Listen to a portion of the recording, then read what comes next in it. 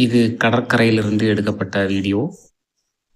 இந்த லொக்கேஷன் எதுன்னு உங்களுக்கு தெரிஞ்சவங்க மட்டும் கமெண்ட்ல டைப் பண்ணுங்க. யார் கரெக்டாக கமெண்ட் லொக்கேஷன் சொல்கிறீங்கன்னு பார்க்கலாம். இது மிகவும் ஆழமான கடற்பகுதி. இங்கு மீன் பிடிப்பதற்கு மட்டும்தான் அனுமதி உண்டு, குளிப்பதற்கு அனுமதி இல்லை. முழுவதும் பாருங்கள். உங்களுக்கு பிடிச்சிருந்தால் லைக் பண்ணுங்கள், இந்த பேஜையும் ஃபாலோ பண்ணுங்கள்.